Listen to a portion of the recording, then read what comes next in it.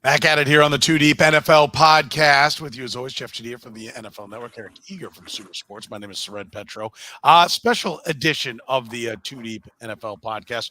Going to give you our all-time team. Each of the three of us were tasked with starters, 11 on offense, 11 on defense. Any formation you want, but you got to justify the formation you went with your personnel, even special teams. We're going to do it right now. We're going to break it down here on the Two Deep NFL podcast. You're listening to the Two Deep Podcast, the most complete analysis of the National Football League, breaking down the NFL like no one else can. Two Deep is hosted by Jeff Chadiha, Eric Eager, and Soren Petro. Jeff Chadiha is a senior columnist and on-air personality for the NFL Network and NFLAll-TimeTeam. Eric Eager is the vice president of research and development for Sumer Sports. Soren Petro is the afternoon drive host of the program on Sports Radio 810 WHB in Kansas City.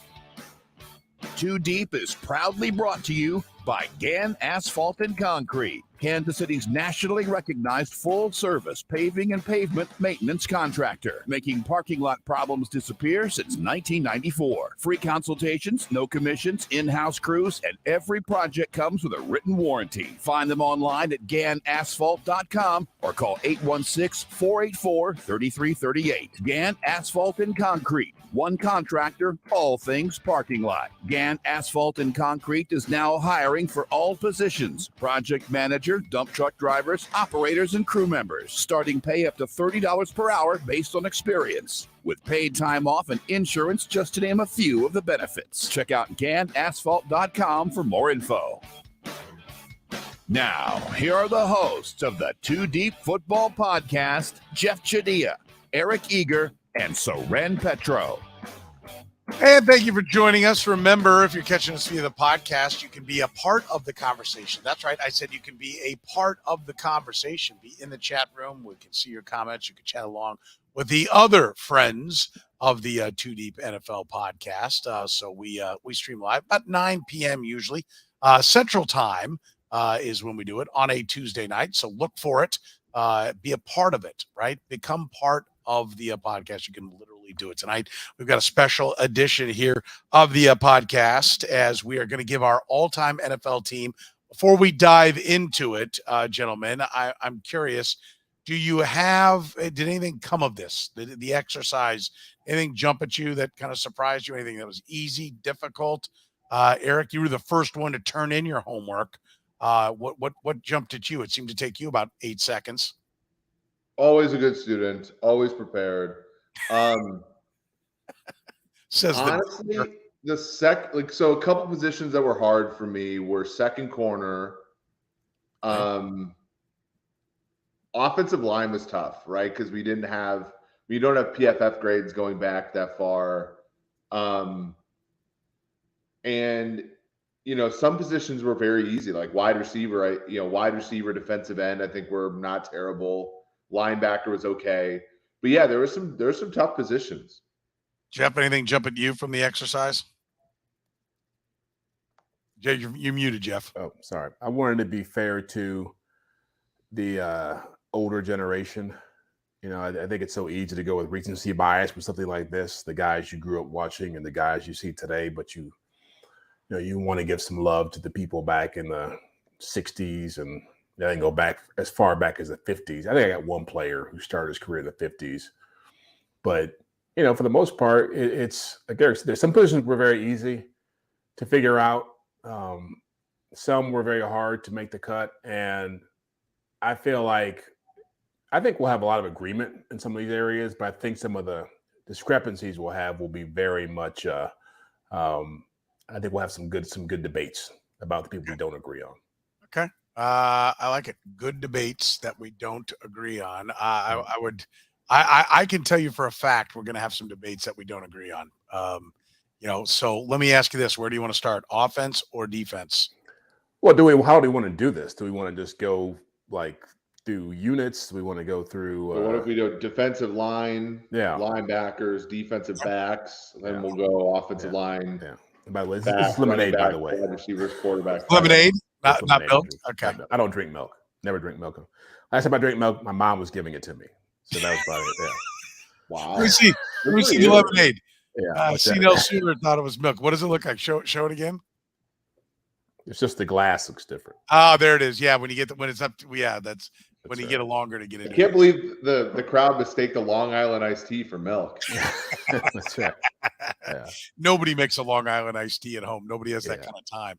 All right, so Jeff, Eric, what do you want to start defense? We'll start D line and make our way back. That works. Linebacker, secondary. Let's do that. Okay. All right, Jeff. We usually like to give you the honors because alphabetically your name comes first. All right. You want to start with your D line? Did you go my defensive line? Did you go 3 or 4? Did you go 3, 4, or 4-3? 4-3. 4-3. No nickels, none of that. I'm just straight base defense. Oh yeah. And so to me, defensive end was a no-brainer. Yeah. Defensive end was a no-brainer. Reggie White, Bruce Smith, and then defensive tackle, Bob Lilly, giving some love to the older generation, Cowboys, and Joe Green. And those two guys, to me, make my list. And defensive tackle is a very tough spot because there's just so much variance in terms of pass rushers and run stuffers. But these two guys make it because, one, Joe Green was the linchpin of one of the top 3 greatest defenses in NFL history, the most important piece in my mind. And then Bob Lilly was an all-decade player in the 60s and 70s and made 10 Pro Bowls and 10 first-team All-Pro teams. He was an amazing, amazing player for his position. Okay. Eric, your D-line, where do you go? Yeah, I had the same defensive ends as Jeff, Bruce Smith. I mean, anytime you retire with 200 sacks, I know sacks are a weird statistic because they didn't happen until 82, but, he was the best sack artist among a set of contemporaries, Derek Thomas, Chris Dolman, like a bunch of guys who just got a lot of sacks, and he was the best. Played in 4 Super Bowls, obviously, team success. They were very much dependent on him. Reggie White, you can't say enough about him. I have different defensive tackles. I have Aaron Donald, who I think, from our data is, just off the charts at PFF. And then my second defensive lineman, maybe a little bit, he was a Supreme Court justice when I was growing up, was a very good Viking, Alan Page. So you just homered it, is what you're saying. Yeah.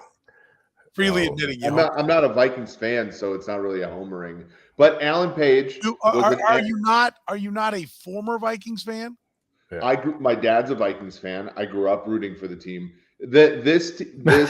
So Alan Page, Pro Football Reference approximate value, which is their sort of version of WAR. It's the best that we can do if we go back pre-PFF era. Alan Page led the NFL in approximate value in 1969, 1970, 1971. In 1971, he was the MVP of the entire league as a defensive lineman. He, played in, I'm trying to remember how many Vikings Super Bowls, 3 or 4 Super Bowls as a member of the Vikings. He's all 70s team, Alan Page. And when they went back and did the sack project for Pro Football Reference, he had 148.5 sacks as an interior defensive lineman. Hell of a career. It is a hell of a career, and I have no argument. In fact, I may lament the way I went about doing this a little bit because mine's pretty similar but a little bit different. Alan Page, that's strong, man. When I looked at those numbers, he's a tough one to leave off. I almost put him on my list. I thought about him. I thought about Merlin Olsen, who has the record for most Pro Bowls. So, he was a guy that I thought about. Reggie White started as a D tackle and moved out to D end. So I put him at D tackle because I wanted him and Aaron Donald on the inside. So I went Reggie White and Aaron Donald with Bruce Smith and Deacon Jones at the defensive end spot. J.J. Watt was a tough cut for me. But really? I think J.J. Watt is the only guy with 2 20-sack seasons. Yeah. He too started inside, moved outside, very versatile. Listen, we're picking ice cream flavors here, boys. I mean, I don't think you can go wrong with any of these guys. But I too wanted to pay homage to Pro Football Reference going back and uncovering the data and checking the films for the sacks, which I had a chance to was at a baseball talk, and Sean Foreman, who is the founder and CEO of the reference sites, was one of the guys that talked, and I got to have dinner with him afterwards, or sat at the same table. It wasn't the two of us of the one-on-one conversation, but with a number of other people. Great night, by the way. But I had a chance to chat with him all night, and we talked about the sack thing. And Deacon Jones, you hear people talk about him, watched him play game in, game out, and how great he was. They named the sack. He named the sack. The sack. It's like putting a quarterback in a bag, in a sack, and beating him. That's where the term comes from Deacon Jones. And they went back. He has 173 and a half sacks in his career and led the league 5 times.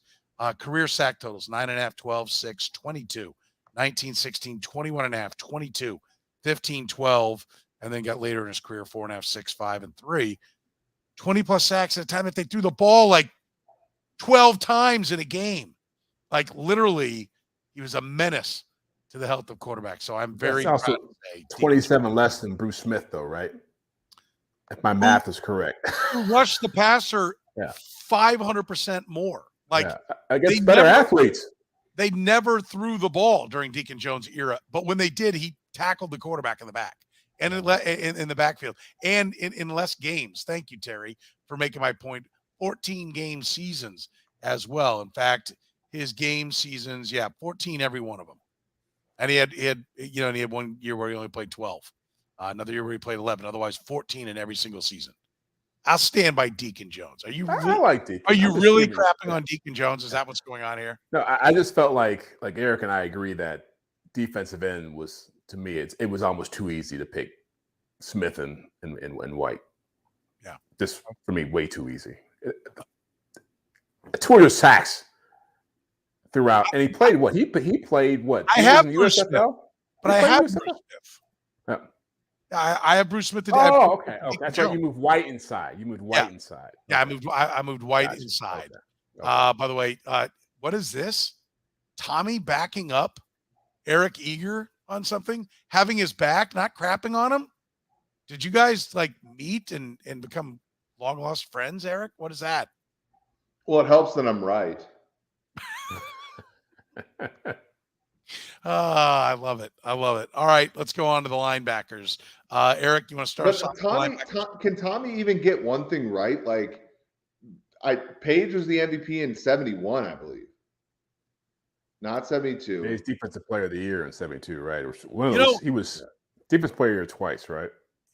The guy just was on your side, and instead of just taking it and being like, thanks, you're going to throw a shot at him when he's clearly offering a piece, a peace offering here. I don't understand what the hell your problem is. You want to give us your linebackers, or do you want to see if you can sink completely out? I have 2 linebackers because I'm playing nickel for a very special Did you notice, reason. Jeff, that he did not at all hear the last part? No. Do you want to give us your linebackers to see if you can sink completely below the shot of your camera?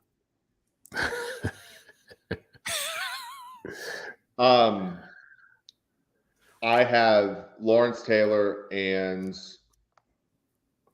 Junior Seau. Okay. So you went I did not want to pick Ray Lewis. 5 DBs. You said what about Ray Lewis? I didn't want to pick Ray Lewis for what I think are obvious reasons. What are the obvious reasons? Allegations of a night in Atlanta. Yeah. I'm not a Oh, okay. Okay. I just assumed. Am I right? I choir boy list. This is choir boy list, huh? This is the PG. It's not a choir boy list, but it's just time. I'm a little bit. Yeah, I was always a little put off by Ray Lewis, right? I don't know. All right. Not as much as the guy in Atlanta was, but. Well, then I would assume that you should have been a little put off by Lawrence Taylor being high as a kite all the time. Lawrence Taylor, that's different, right? I feel like. Wasn't Ray Lewis exonerated? Was he?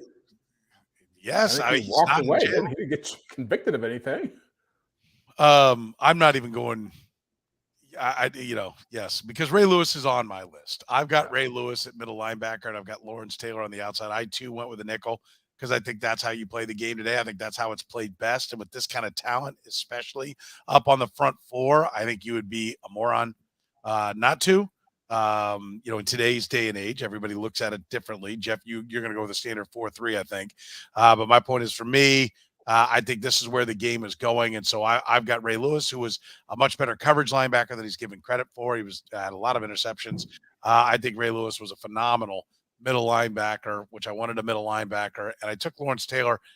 I'm not that thrilled on that front because I think he was great at what he was. I'd like him better if I were doing a 3-4 and I had him on the edge. But I think he was so good he could do anything you asked him to do. And if you asked him to cover more, now he would cover and be great at it. So I've got Lawrence Taylor and Ray Lewis. Your linebacking core, Jeff, is what? I went with 3 linebackers because I looked at it like I want the 11 best players on the field. I couldn't think of a cornerback who's better than Ray Lewis. Okay. So Ray Lewis has to be on my team. All-time NFL record for tackles. 2 Super Bowls, 2 Defensive Players of the Years, made the Pro Bowl in 3 different decades. No brainer. Okay. Sayal's the other one. We all agree. Did you have Sayal on? You didn't have Sayal on yours, did you? I did not. I had Lawrence Taylor and Ed Reed. I had Lawrence Taylor and Ray Lewis. Okay. So we split the difference. I got LT as my other linebacker. Okay. The best edge rusher ever. And so I feel like if you've got a front 7 when you've got Bruce Smith, Reggie White, Bob Lilly, Joe Green, and LT, you're going to have you don't need a nickel corner. You're always going to be eating quarterbacks. So I'm fine with that. That. Do we want to do safeties, do the whole D backfield, or just safeties and then we do secondary? Let's just do the whole backfield. Whole D backfield. Here we go. Safeties. Ed Reed and Ronnie Lott are my 2 safeties. Yeah. My corners are Deion Sanders, Darrell Green, and Rod Woodson. Darrell Green, huh? Mm-hmm. Wow. I don't hate that at all. I almost picked Darrell Green. I like the fact that you have Rod Woodson as your 3rd corner, though. That shows that even though you make fun of me all the time, we're pals. Well, and I like it because he was corner and safety, and he was always when he was a corner, he was a big corner. So if I'm going to play, if I want to fan 3 across safety wise, Rob Woodson can slide in between the 2. I love my secondary. Adore my secondary. So Mel Blount can't play in your secondary. Mel Blount could play in my secondary. Of course, Mel Blount could play in my secondary. Lots of guys could play in my secondary. There's all kinds of guys that could be on this list. But I think this gives me Ballhawk and Ed Reed and Rod Woodson, Hammer and Ronnie Lott, who started as a corner. I've got great coverage skills out of all my safeties. I think Darrell Green is underrated, actually, for a guy who played corner at a high level into his late 30s. I think he's a tremendously underrated corner. It was a huge part of why they that's so great. New look for Eric. Yeah. What was a huge part of why the Commanders, formerly the Redskins, were as successful as they were. He was a great player, and I think there's no denying what he could do. For obvious reasons, for those of us that are enjoying the podcast live via the stream, we turn now to Jeff Chadiha and his secondary. Yeah. Where are you going with yours? 2 safeties, 2 corners. Same safeties. Ronnie Lott, who is, I think, even as great as he was, is vastly underrated because he started his career as a corner. Like the first 4 or 5 years of his career, he was playing corner in San Francisco, and he was a high-level Pro Bowl corner. And Ed Reed, to me, is the most instinctive safety in the history of football. I've never seen a player play that position at the level he played at, make the plays he made. He had 9 or 10 defensive touchdowns in his career. Easy choices for me. Corner, Deion Sanders is easy one. I went with Mel Blount out of respect for, again, that steel curtain defense. When you have somebody who changes the rules, forces the league to change the rules, that gets you on my defense. The whole 5-yard bump and run came into play because Mel Blount was beating up every receiver who lined up across from him. So you get my vote. I thought about Darrell Green a lot, thought about a couple other guys in there in the mix. I think Rod Woodson is good. I think Charles Woodson is underrated. But this, Mel Blount changed the game with his presence. I do like the Night Train Lane comment from Tommy. I do think that was a guy that I considered. He was really the first great cover corner, and the quantity of interceptions he had, again, like Deacon Jones, when they really didn't throw the ball that much, is amazing. But they also didn't throw it very well back then. Is one of the reasons why I turned away from him. How about you, Eric? Since you've popped back in, always good to see you, buddy. What do you got for I don't know what happened. Okay. Rod you Woodson got shorter. You keep sinking. Rod Woodson is the Ricky Henderson in the NFL. Okay. Longevity. You could say Ricky Henderson had like 2 Hall of Fame baseball careers. I think Rod Woodson had a Hall of Fame career as a corner and a Hall of Fame career as a safety. So he has to make my list. Deion Sanders. I also picked Ed Reed. I think Ed Reed's a slam dunk best safety of all time, probably. And then the guy that I put on is Paul Krause. Paul Krause is the NFL all-time leader in interceptions. People will say, well, it's because he played behind a great, Minnesota Vikings defense. But he played 4 seasons with Washington before he went to Minnesota and had 12 interceptions as a rookie, 6 interceptions, 2 interceptions, and then 8 interceptions. He had 28 interceptions as a member of the Commanders and 53 interceptions as a member of the Vikings. Beyond that, I have Willie Brown as my second corner. Willie Brown, 54 career interceptions, legendary return in the Super Bowl, led the league in approximate value one year. Just kind of a really consistent, amazing corner in the Hall of Fame. Did you just go to Pro Football Reference and sort all defenders by approximate value? Is that how this worked? You don't think that Willie Brown deserves this? No, I just wanted to give you grief. That's all. Okay. Well, I've seen Willie Brown run that interception back in that Super Bowl on NFL films 1,000 times. Yeah, with against the Vikings. Against the Vikings, my dad's team. Paul Krause probably broke his heart when he was a kid, and I think when you look at somebody just like 54 career interceptions is a lot. I agree with Jeff. I almost put Charles Woodson there. I think if I didn't have Rod Woodson, I'd have Charles Woodson in sort of that like hybrid role. Charles Woodson was a fantastic defender, and Darrell Green you can't go wrong with Darrell Green either, I think. Yeah, Charles Woodson would have been a fine choice. I'm fine with any of the choices. The Willie Brown return, what I always remember is that super slow-mo and seeing the helmet kind of bounce on his head as he was running, right? Like his, the old school Rydell helmet that provided almost no protection, but just the way it kind of moved on his head as he was running. I always remember that super zoomed in on his face as he was going back the other way. All right. Do we want to go to special teams? Or do we want to go to the offense? I think we want to go to special teams. We want to say we get out of the way. Okay. Eric, why don't you do the honors? I don't know. My first chief, Morton Anderson, kicker. Okay. Legendary chief. Also a Viking for one season, as Jeff points out that they always end up on the Vikings. That's right. Ray Guy is the punter. Cordero Patterson is the kickoff returner. Cordero, much better kickoff returner than Devin Hester was. Okay. And then Devin Hester is the punt returner. So you did both. Okay. Yeah, because I think it's 2 different skills, and Devin Hester did return some kickoffs for touchdowns, but he was kind of bad at it compared to what he was like as a punt returner.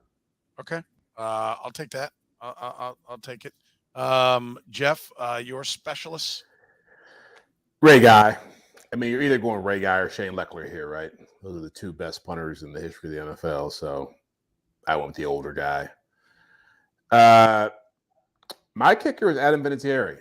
And I know that he's not in the Hall of Fame, but I think he will be someday because he made probably more clutch kicks than any kicker in NFL history. Started a dynasty, was a big part of their championship run, and went to Indy, had some good run there. I think he retired, 2 or 3 years ago? He was still kicking not that long ago, right? Vinatieri, a couple of years ago. Yeah, a couple of years ago. So got the longevity, got the clutch factor. Sure. One return for me, that was Devin Hester. I thought about guys like Josh Cribbs and Billy White Shoes Johnson, Brian Mel Mitchell Gray did it forever. Mel Gray. I mean, there's a long list of guys. In fact, it's kind of weird because Hester, his numbers, take away the touchdowns, like his averages aren't that great. But because he was such a weapon for a Bears team that had so limited offense, that I had to give him the kick nod. Kick returner and third down back used to be such a more revered position. Dave Meggett, Glenn Milburn, Ronnie Harmon. You used to have those guys used to be so much more of a interesting part, and then now the rule changes have just made it tough. By the way, how about this? Cordarrelle Patterson, Hutch Junior Community College, not a bad sprinter as well. Dante Hall, some love for the human joystick, perhaps as the punt returner on that front. I'm surprised. I had the exact same thing at the punt return and kick return that Eager did. I was ready to just say Devin Hester if we went with one, but I had a note Cordarrelle Patterson if we're going to go with two. So I went Cordarrelle Patterson and Devin Hester with the touchdowns. Dante Hall was great. There have been a handful of guys that have been really good at that. You can't go wrong with Darren Sproles. We had a utility player. I probably would have put Darren Sproles as a utility player, a guy that, offense and returns. But I went Cordarrelle Patterson, kick return, Devin Hester, punt return. My punter is Shane Leckler. Just the sheer distance and volume. I mean, Ray Guy was dominant in his era, but Shane Leckler was pretty much dominant in this era where everybody's a really good punter. All punters are good now. And he was still dominant. And you guys missed the obvious kicker. Vinatieri's great. There's no doubt about it. Morton Anderson was great. It is not even close who was the greatest kicker of all time. And he's kicking right now. Justin Tucker is the greatest kicker that's ever lived. From distance, accuracy, he's over 90% for his career. But all of them are good now, Petro. That's like not as good as he is. Morton Anderson was hitting 59-yarders in 1980. Morton, hold on. Let me get a rep in here. Morton Anderson had 8 50-yard field goals in 1995 for the Falcons. How many 60 plus? Well, but no one's kicking 60 plus back. Justin Tucker is. Yeah, now they are because they have like modern medicine the way. Yeah. Okay. I think it's like it's tough to do era, right? To your point, Tucker's the best there is right now by a country mile. Morton Anderson was the best kicker in the NFL when he played. I think all kickers are judged by clutch.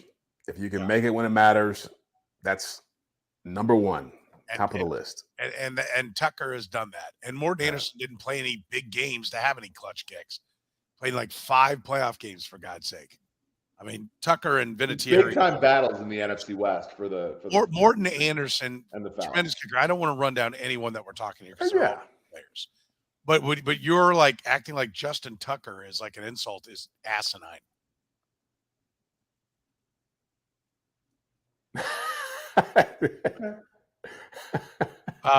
Tommy says that Mort had a 60-yarder. Is that right? Yeah, they don't have the 60-yard column in Pro Football Reference, right? So I wasn't just he hit 8 50-yarders. He got Jeff George's sorry ass into the playoffs one year for the Falcons with June Jones. The guy's a baller. Okay, let's go to our. Should we go to our offensive lines? Eric, you want to start us off on the offensive line?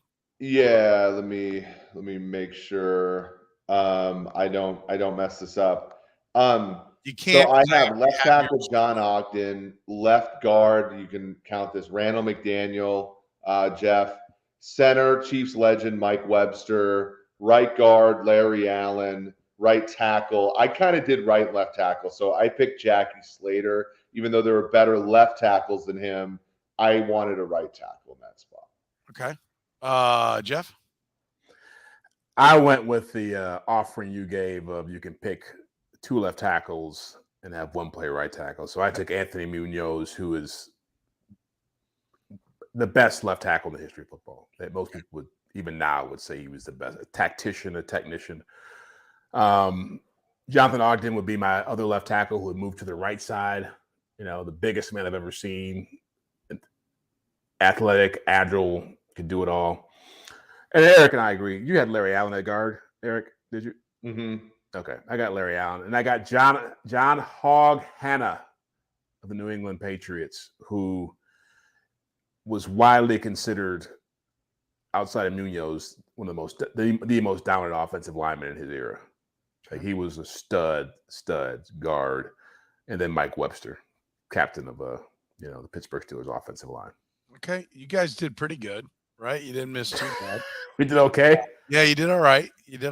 My offensive line, I've got Munoz and Ogden at tackle too. Well done, Jeff, for getting that one right.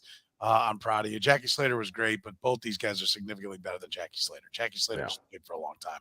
Hence, Eric, where's his approximate value on Pro Football Reference?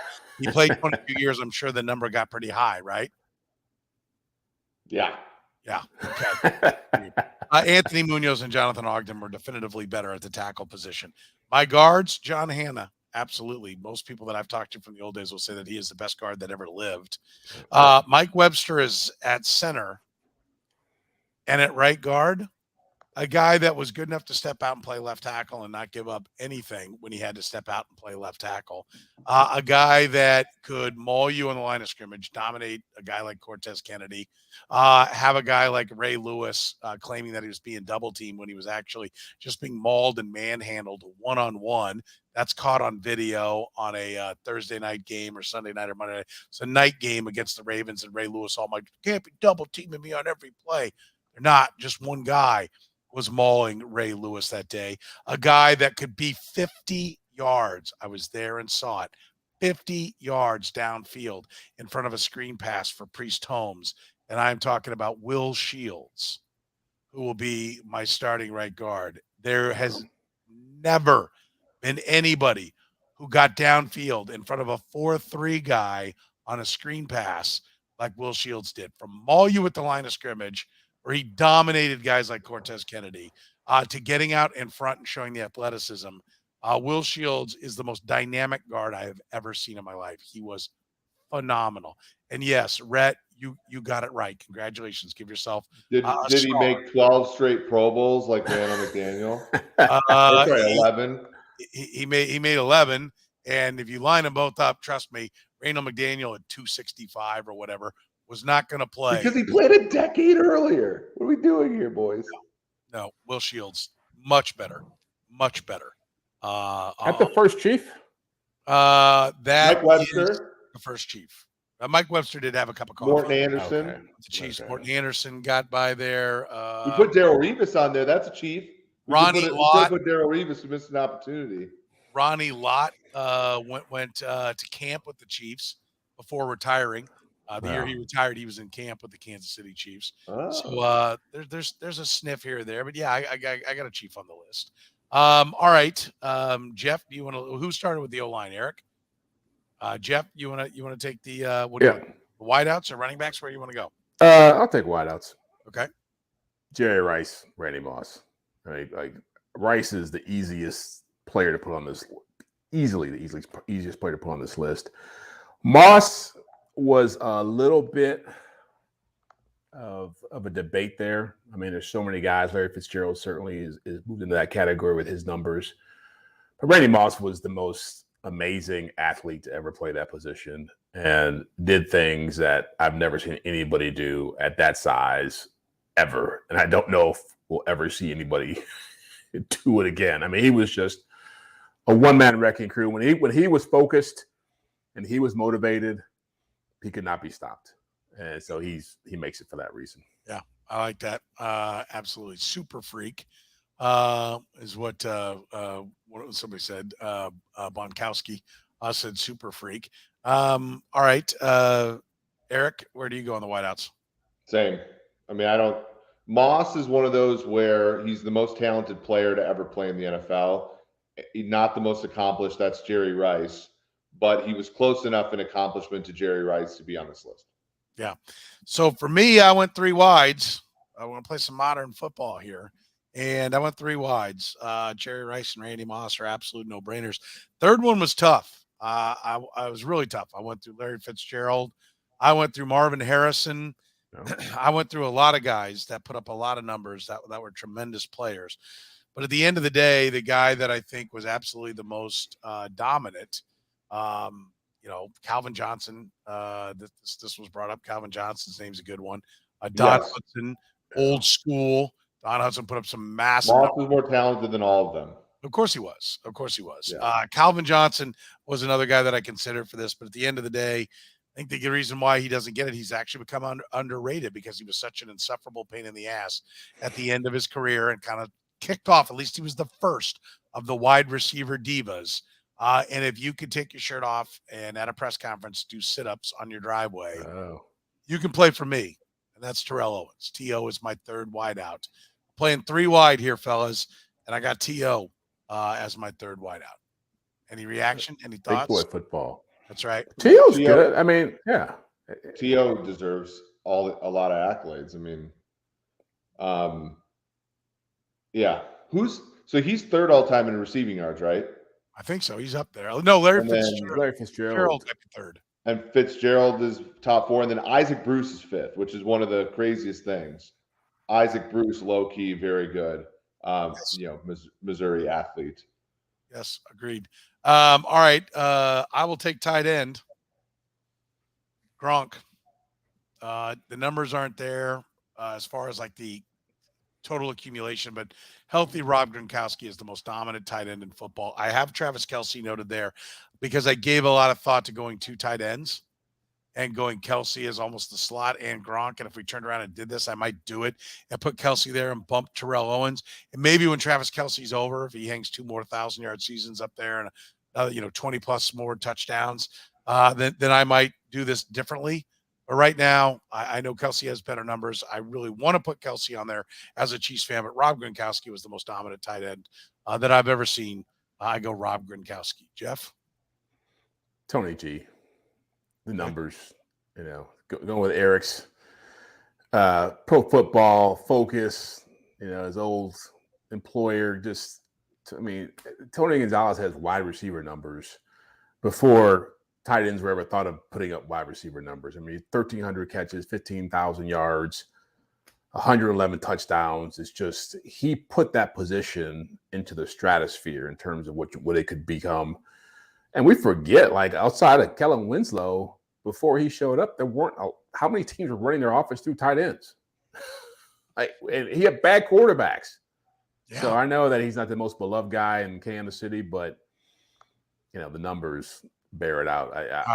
Gronkowski would have been number 2 on my list, but Tony G playing as long as he did, put up the numbers he did, taking the hits, bad QBs, got my vote. I have absolutely no problem with Tony Gonzalez's name being on that for every reason you just said. I think it's a great choice. Eric, why don't you go ahead and throw a Chief out? Travis Kelce. I knew it was coming.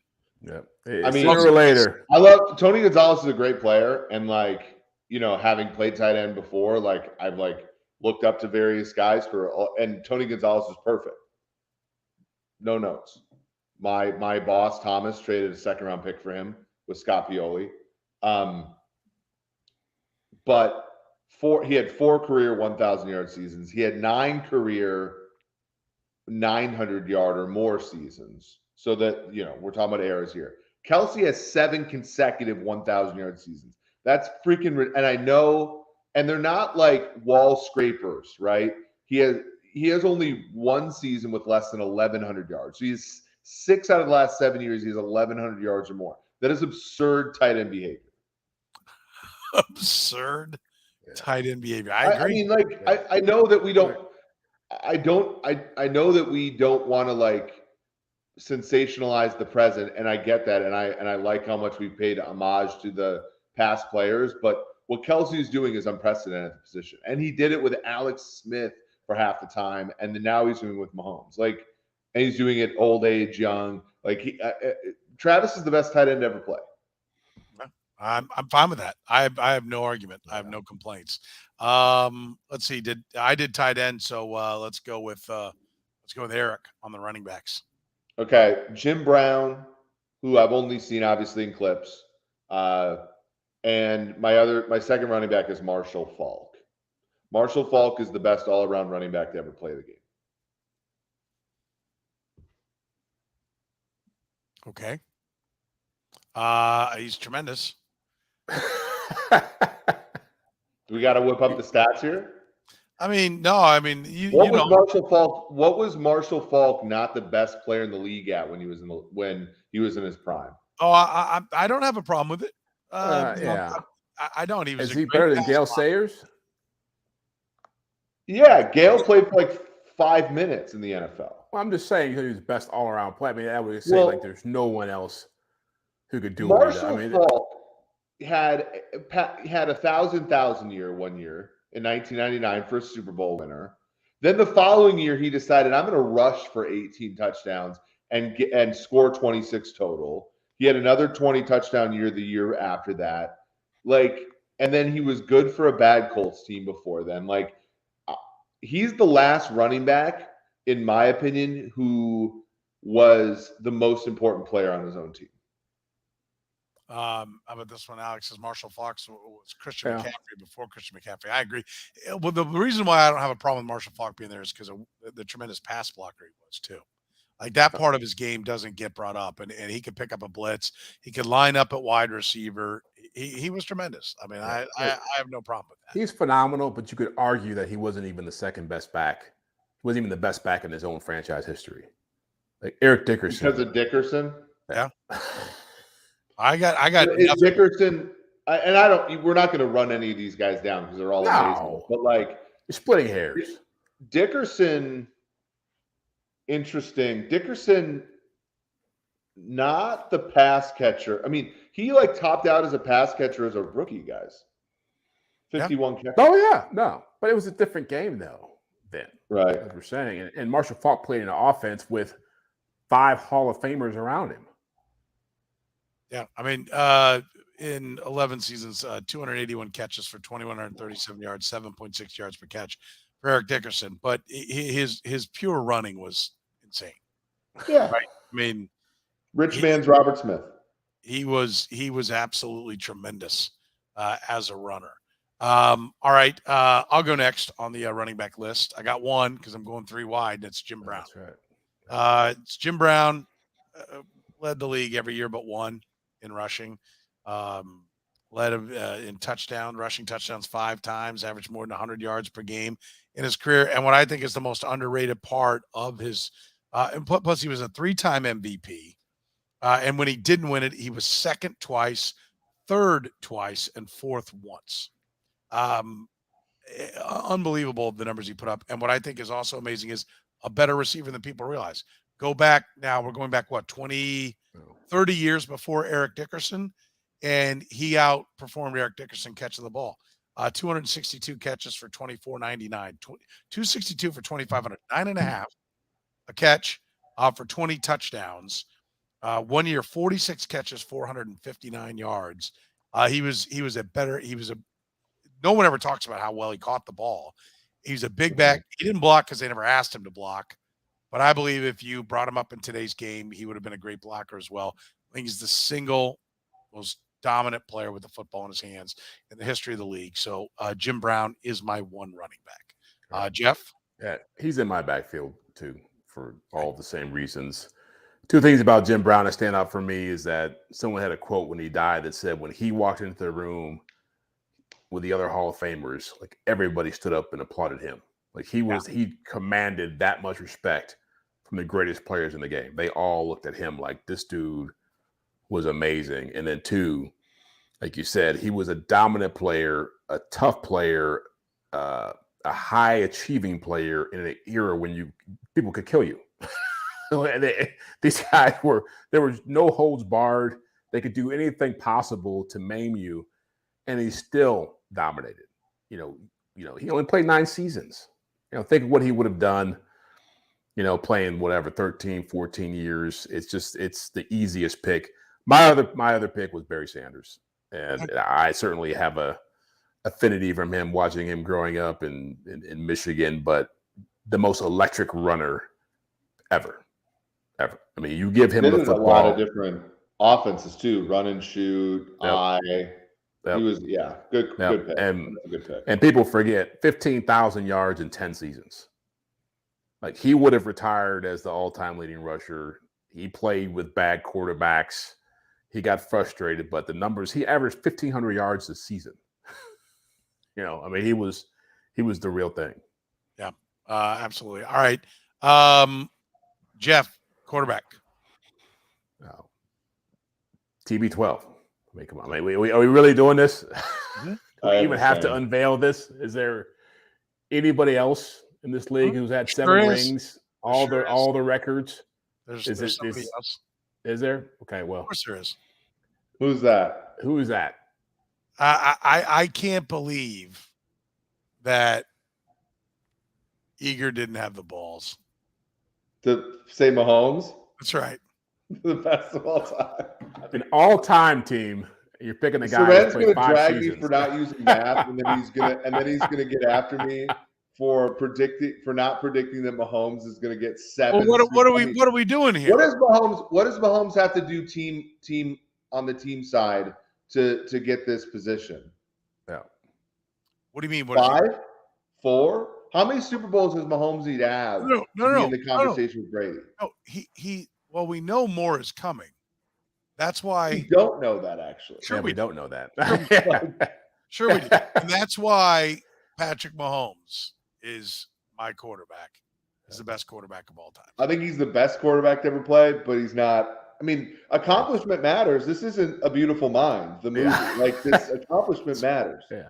Not the Matrix. Yeah. He is ahead of and way ahead of everything that Tom Brady has done to this point. Other than Justin Herbert. Other than not to the degree that Patrick Mahomes is. But yeah, Herbert's putting up better numbers. And I think and Tom Brady's not going to be the answer to this question 20 years from now. Right? So I'm going to get ahead of the curve and I'm going to take Patrick Mahomes. Like that's where this is going. Right? Now one of the top 7 Super Bowls is an astronomical amount of Super Bowls to win as a quarterback. I would agree, but who has ever played the quarterback position better for one Tom game? Brady. Brady. Tom Brady. Brady was a phenomenal quarterback. Who has won a championship on one leg? Tom Brady never did that. Brady won it on 0 legs. He had no legs. Yeah. What are we doing here? Mahomes is my favorite player of all time. I'm just saying we have to be rational here. There are limits to these things. You are right. I mean, the ability to check down and hit Lendale White, or not Lendale White. Who was the James White? James White to hit James White 2 yards behind the line of scrimmage. That's who Mahomes became this year, in a good way. Nobody has ever done it better. Jerick McKinnon scored 9 touchdowns out of the backfield this year, and you want to bag Brady for throwing the ball to running back? Did Tom Brady ever evade 3 pass rushers and then sling the ball underhand? He didn't have to. James White didn't have to. Please, he read it faster. He processed it faster. No. Saw it quicker. Best that ever. We act like Brady hasn't broken the touchdown record before. We act like Brady hasn't we know 7 Super Bowls. That's Soren. To a perfect regular season. We act like Alex, God bless you in the comments. Like it doesn't just automatically go to as most Super Bowls. Yeah, no crap. But Brady's freaking He's got everything else. We act like Brady's Troy Aikman. There is an element of there's some Jackie Slater in Tom Brady. I wouldn't go that far. No, I'm just saying in some of the numbers where you're saying we act like he doesn't have the touchdown record. Well, he played till he was the single season record. In one season, the guy showed up and got Moss and Dante Stallworth and was like, watch this. I'm throwing for 50. Wes Welker was a little and Patrick Mahomes wide receiver who once kicked in a game, and he's like, here's a 100-catch guy. In his first season as a starter, he said, okay, I'm all caught up. I get that, Petro. But the thing about Brady is that he had the 3 Super Bowls, and then he had the decade without winning a Super Bowl. Then he had 3 more where he was the best player in the league. And then he left New England, left supposedly the best coach in the history of the league, and dragged Bruce Arians' fat ass across the ring ceremony. Well, I'm glad Eric is. Bruce Arians has the most conservative 4th downs I've ever seen. And in the NFC title game in Lambeau, hollow ground, he says, I'm going for 4th down, damn it. And he does. Tom Brady. Okay, so let me see that, and I will raise you. Number one, thank you for telling me about the career of Tom Brady. I was a little fuzzy on it, so I'm glad you could clear that He's up. also won as many Super Bowls as Pat has during I, Pat's career. I'm glad If you. Mahomes won 4, Brady would still almost have twice as many. I'm glad you could clear that up and clear up all the math for me because it was real fuzzy for me there. So I'm glad you could do it. But I love the point that you make about Bruce Arians because, I watched a guy come to Kansas City that was a failure, that doesn't know can't manage the clock, can't do, can't figure out when to run the ball, can't win the big game. Got here and was still said, can't manage the clock, can't win the big game. I can't believe that Bruce Arians would come out of your mouth when it comes to Brady because Andy Reid is now widely considered the best coach in football. He is. My People talk brother in about him being. Christ, Andy People, Reid I led listen the to your Eagles to diatribe. You 4 listen to straight mine. NFC championship I listen games. to yours. Hey, we filibuster. act like Andy Reid didn't piss a drop in the NFL till Mahomes got here, and like Andy Reid took Michael Vick to the playoffs. So I'll finish now by saying, since you just interrupted me, I will say that Andy Reid was a joke. Right, that's how people described him. I don't know if he was a joke. Oh, yes, he was. I wouldn't Everybody say in he was this a town, joke. and people wanted him fired in this town when Alex Smith was the quarterback and said he couldn't win it. And now it's all revisionist history. He's brilliant. He's everything. And now somehow that's what props Who up wanted him fired? Patrick Mahomes. I don't remember that. Who wanted Andy Reid fired? Did you ever listen to my show, Jeff? People wanted him fired after every loss for the last 3 years before Patrick Mahomes. I'm just having fun. Like Petro, we get. I don't want to run Pat down here because Pat's amazing and I think he will be the best. But it's a projection, right? Yeah, you make the list based off what they've done. No. Right. If he plays for another decade, he has to win a Super Bowl in half of those seasons. I know the math again. Wait a minute. How can Jim Brown be on this list? What's that? How can Jim Brown be on this list? Because of his accomplishments. Well, he doesn't lead in anything. He did at one point. So that's what it is. He was the all-time leading rusher in football for like 20 years. But my point is, like, it's not just the raw accumulation of statistics. Then what is it? Patrick Mahomes does things that no other quarterback, certainly including Tom Brady, have ever done.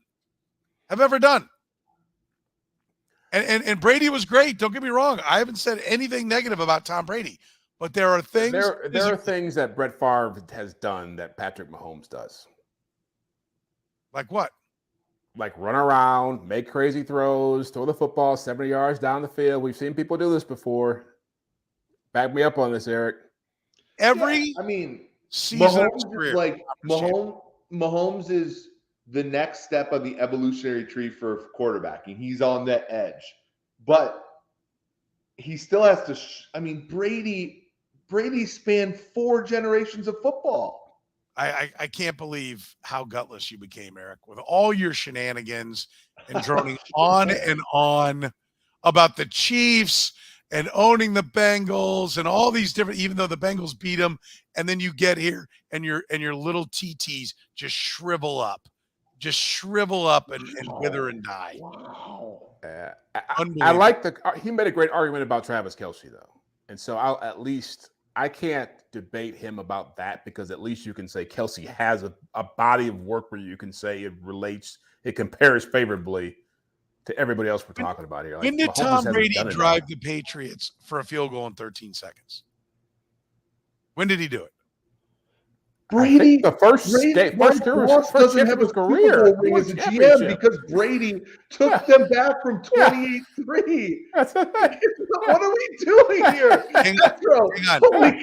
I'm gonna put in bold. Trent Dilford his way to 20 years and 10 Super Bowl appearances. He's lost 3 times more Super Bowls than Pat's lost. I guess Brady, it sounds weird, and I don't mean because LeBron James is legitimately one of the best athletes to ever walk the earth. But Tom Brady is a lot like LeBron, where he was around for so long and he was so steady that we every once in a while you have to come up for air and be like, holy buckets, this guy accomplished a lot of stuff. Yeah. I'm fine. I'm standing by my pick. I love it. I just don't think you have to knock Brady down to. I didn't knock Brady down. Up. I pointed out the things that Mahomes does that Brady can't do, and that's why I give him the nod. I initially had Tom Brady there, and then I went and then through you were it. like, I need to match Eager, who actually didn't. Didn't. So I guess the better. So what can Brady do that Mahomes can't do? Nothing. You're telling me Tom Brady can't read defenses faster than Patrick Mahomes could at this point in his career, in the first 5 years of his career? No, he couldn't. That's he why couldn't win more championships. That's why Tom Brady threw for 3,100 yards and like 21 touchdowns. No, if he was processing it so Tom Brady led why the are league. his numbers infantile compared to Patrick Mahomes? Tom Brady led the league in passing touchdowns his second year as a starter. It just was 2002, so it was only like 28 touchdowns. But like adjusted for era, Brady was still a pretty damn. He was not Mahomes. Yeah. Brady didn't become the best QB in the league until his second half of his Peyton career. Manning early in this career. That's what I said that, but we're not crowning Brady for what he did in the first half of his career. We're crowning Brady because from age, I mean, 90% of quarterbacks that play in this league won't have the stats that Brady had after he turned 40. Brady, you're right. 13 seconds for the field goal to send it in overtime for Patrick Mahomes. Brady needed a minute 45 to go 42 yards to win his first one. But Cam is right. Brady can marry and divorce supermodels. Patrick Mahomes is yet to do that.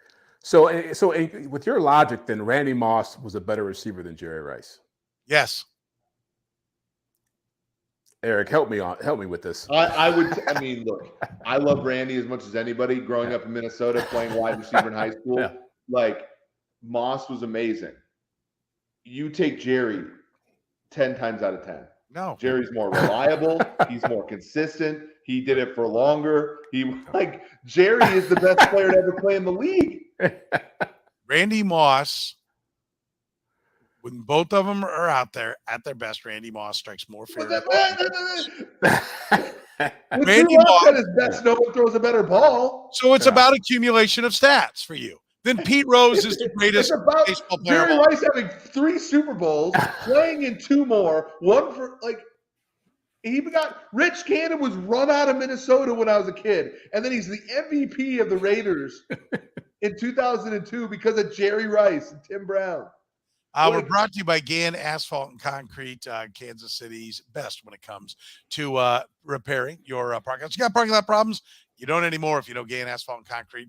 Making parking lot problems disappear since 1994. Full-service paving and pavement maintenance contractor, handling the entire metro area. Every project with a written warranty. Find them online at GannAsphalt.com. I will bid you gentlemen adieu. That's enough for me. I would dare Soren to go on Twitter tonight and post that Patrick Mahomes is his all-time quarterback right now and see the response. I'm projecting. Projected. Right there. He's done things. Things. I'm telling you, I will stand by this. I will make sure of that. No other quarterback has ever done. Nobody debates that. If you say who's the greatest quarterback by statistics, by championships, it's Tom Brady. But who is the greatest who plays the quarterback at the highest level that it's ever been played? It's Patrick Mahomes. It's never been played at a higher level than he plays it. I can see where you're coming from. I don't agree, but okay. I don't agree with putting him first. I do agree with your conclusion that he's played his top end of football is unlike we've ever seen before. I agree with that. I think right here it is. It's over. Tommy's got my back. So that's it. We're done. That's right. We're done. He's screwed. All right. That's going to do it for us. Remember, if you need anything, remember to tell them at Gann Asphalt and Concrete. You heard about them right here on the Too Deep NFL podcast. For Jeff Chadiha from the NFL Network, Eric Eager from Sumer Sports. My name is Soren Petro. Sports Radio 810 WHP saying thank you very much for joining us here on Too Deep.